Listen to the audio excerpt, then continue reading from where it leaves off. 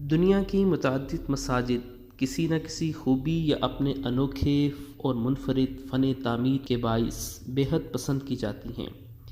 ایسی ہی ایک مسجد چین میں بھی واقع ہے، جس کی وجہ شہرت اس کی دیواروں پر تحریر کیا گیا قرآن مجید ہے۔ جامع مسجد شیان چین کے صوبہ شانسی کے شہر شیان میں واقع ملک کی قدیم اور مشہور ترین مساجد میں سے ایک ہے۔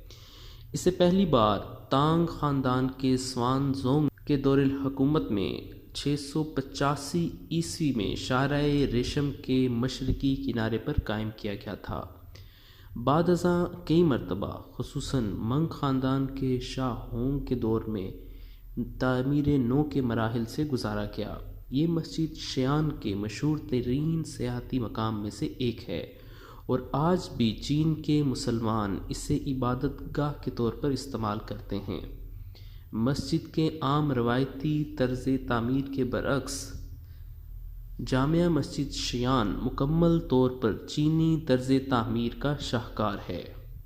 جامع مسجد شیان کا کوئی گنبد یا مینار نہیں ہے۔ یہ مسجد 1300 سال پرانی ہے، لیکن آج بھی یہ مسجد اپنی اصل حالت میں موجود ہے۔ مسجد کی خاص بات اس کی دیواروں پر تحریر پورا قرآن ہے۔ نہایت خوبصورتی اور مہارت کے ساتھ یہ مسجد تعمیر کی گئی ہے، جسے دیکھنے کے لیے دور دور سے بڑی تعداد میں لوگ آتے ہیں۔ یہ مسجد چینی فن تعمیر کا ایک شاہکار ہے اور کمال کی بات یہ ہے کہ اس پر تحریر قرآن مجید کا ایک ایک حرف ویسا ہی لکھا ہوا ہے جیسا آج سے 1000 سال قبل تھا۔